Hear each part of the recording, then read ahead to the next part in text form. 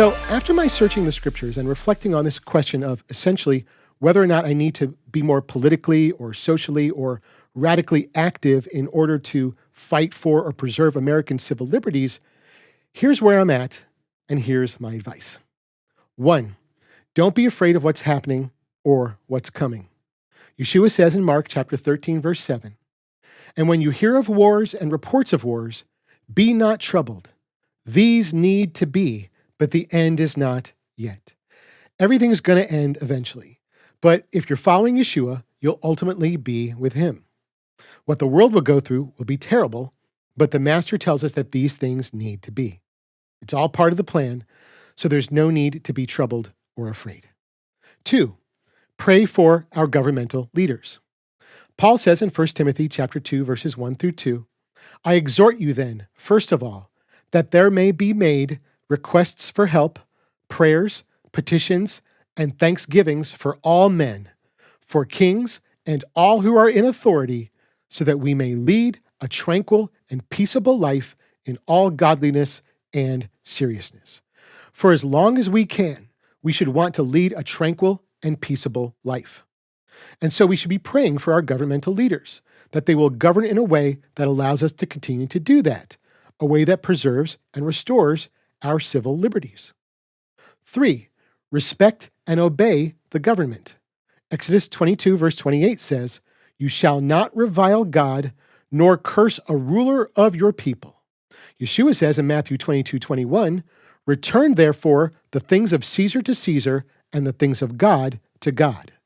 Peter says in 1 Peter chapter 2, verses 13 through 16, "Be submitted for the sake of the Master to every human creation, whether to a king or whether to governors, because this is the will of God, doing good as free men." And Paul says in Romans 13, verses 1 through 2, "Let every soul be submitted to the higher authorities, for there is no authority except by God, and those existing authorities are appointed by God, so that he who is setting himself against the authority has resisted against God's decree. And those who are resisting will receive judgment to themselves." It's really clear what the scriptures say about governing authorities. They are set in place by God, and so to set ourselves against that authority is to resist and defy God's will. It's our biblical duty to be good citizens and to submit to our laws and governmental leaders. That said, number 4, be prepared to resist and disobey a tyrannical government. After saying we should be submitted to the higher authorities and that setting ourselves against that authority is to resist against God, Paul goes on in Romans 13, verse 3 to say, "For those who are ruling are not a terror to your good actions, but to the evil actions." So the directive to submit to governmental authority is made under the assumption that those who are ruling us aren't a terror to our good actions, but only our evil ones. So if we're doing good, that is, if we're obeying the word of God, and even the Constitution for that matter, but the government becomes a terror to those good actions, then it appears that such submission is no longer biblically required. For example, when Pharaoh commanded the midwives to kill all the Hebrew baby boys they delivered, Exodus 1:17 says that the midwives feared God and did not do as the king of Egypt commanded them, but let the male children live. They disobeyed the direct and unequivocal command of the king. But just because we refuse to comply with unbiblical and unrighteous laws and decrees, that doesn't mean that we're free from the consequences of that civil disobedience.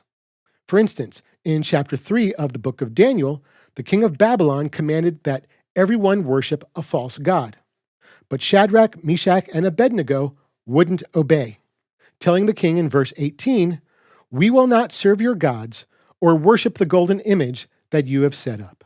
And for that, they were thrown into fire, though they were preserved. And likewise, in chapter 6, when the king of Persia decreed that no one may pray to anyone but him, in verse 10 it says, "When Daniel knew that the document forbidding prayer had been signed, he went to his house where he had windows in his upper chamber open toward Jerusalem. He got down on his knees 3 times a day and prayed and gave thanks before his God as he had done previously. And for that, he was thrown into a den of lions, yet he was also preserved. And finally, in Acts chapter 4, the Sanhedrin commanded Peter and John to no longer speak or teach in Yeshua's name. And in verses 19 through 20, they answered, "Whether it is righteous in the sight of God to listen to you rather than to God, you be the judge.